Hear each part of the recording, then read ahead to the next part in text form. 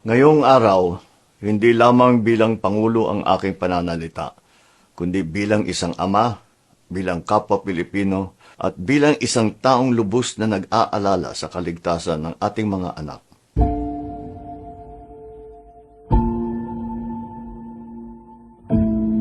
Sa mga nakaraang linggo, nasaksihan ng ating bansa ang ilang nakakalungkot at nakakapangilabot na trahedyang kinasangkutan ng mga kabataang Pilipino. Sa Tacloban, may mga buhay na nawala at madami ang nasaktan sa isang nakagigimbal na insidente na pamamaril sa loob ng paaralan na kinasasangkutan ng mga estudyante. Sa Cavite naman, 2 insidente ng paggamit ng patalim at pananaksak sa loob ng paaralan ang naitala sa loob lamang ng 1 linggo. Ayon sa mga paunang ulat, posibleng may kaugnayan sa bullying ang mga pangyayari. Isang bagay na kinakaharap ng maraming kabataan ngayon.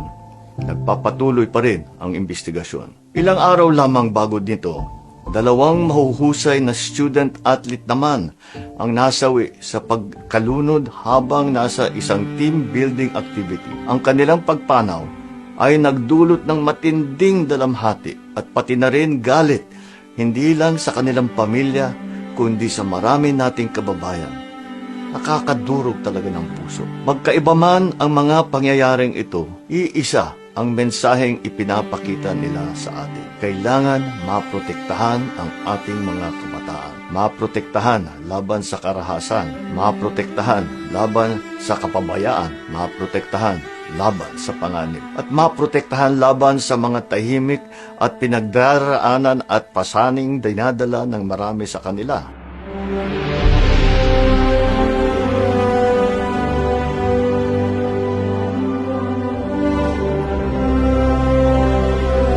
Ang paaralan ay dapat maging lugar ng pagkatuto, pangarap at pag-unlad, hindi lugar kung saan nangangamba ang mga magulang para sa kaligtasan ng kanilang mga anak. Kaya naman, inatasan ko ang ating mga ahensya sa edukasyon, kapulisan, kalusugan at lokal na pamahalaan na higit pang palakasin ang mga hakbang para sa kaligtasan ng mga mag-aaral sa buong bansa. Ngunit hindi sapat ang pagkilos ng pamahalaan lamang. Dapat manatiling aktibong bahagi ng buhay ng kanilang mga anak ang mga magulang. Dapat ipagpatuloy ng mga guro ang kanilang tungkulin, hindi lamang bilang tagapagturo, kundi bilang mga gabay at tagapayo. Dapat ring tiyakin ng mga paaralan na mahigpit na nasusunod ang mga panuntunan sa kaligtasan.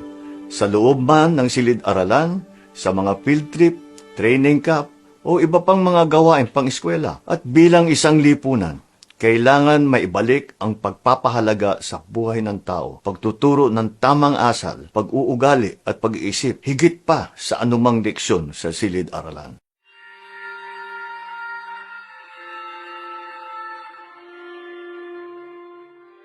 Sa bawat estudyanteng nanonood ngayon, mahalaga ang inyong buhay. Mahalaga ang inyong mga pinagdadaanan. At ang paghingi ng tulong ay hindi kailanman tanda ng kahinaan. Sa mga magulang naman, huwag maliitin ang halaga ng isang simpleng pag-uusap kasama ang inyong anak. Minsan, ang pinakamahalagang proteksyong maibigay natin sa ating mga anak ay ang ating oras, atensyon, at pag-unawa. Sapagkat ang tunay na lakas ng ating bansa ay nakasalalay sa kaligtasan, kapakanan, at mga pangarap ng susunod na henerasyon. Maraming salamat po.